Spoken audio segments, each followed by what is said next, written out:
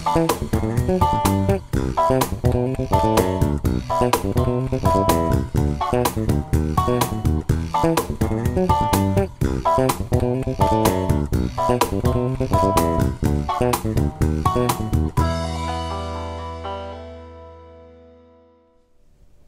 week's exercise is a fast-paced fingerstyle funk groove written in the style of Victor Wooten.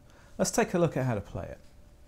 So we're in the key of E minor and we're going to start on E at the 7th fret of the A string. We're going to follow this note with its octave and then we're going to play 2 ghost notes on the D string. We're then going to play a slide from A to B on the D string. I recommend you play this slide with the first finger of your fretting hand. That will leave the 4th finger available to play F sharp at the 11th fret of the G string. So far we should have this. And again. Now, after the F sharp, we're going to play 2 further ghost notes, and I recommend that you play these with a raking technique. So whichever finger of your picking hand you use to play the F sharp, drag it backwards across the D and A strings to get 2 further ghost notes. We're then going to complete the bar with a G at the 10th fret of the A string, and then the octave at the 12th fret of the G string. So the first bar is going to sound like this. And again.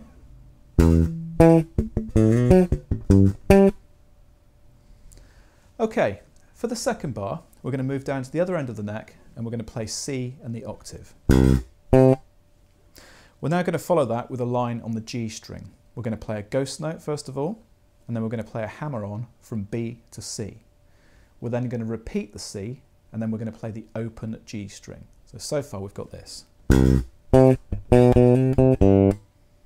We're going to follow that open string with the A at the 2nd fret of the G string, and I recommend that you fret this with the first finger of your fretting hand, because we're going to descend now through a D major arpeggio. So we're going to play A, and then we're going to play F sharp at the 4th fret of the D string, and then D at the 5th fret of the A string, and that completes the second bar.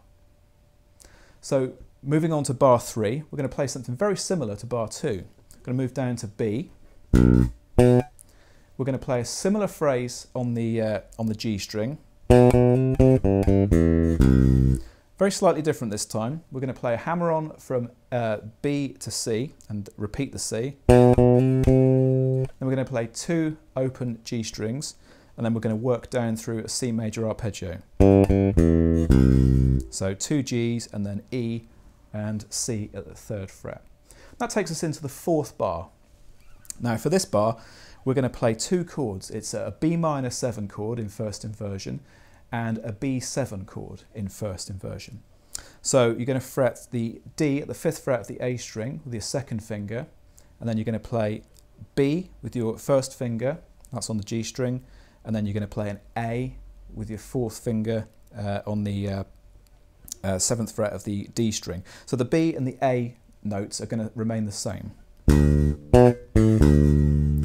And then in the second half of the bar, we're just going to change that D natural to a D sharp. And that takes us to the end of the 4th bar, and then the line repeats. Okay guys, I hope you enjoyed the latest bass lick of the week. If you'd like to download the PDF worksheet and backing tracks, just head to resources.basslinepublishing.com and follow the instructions on screen. I'll see you next week for another bass clip.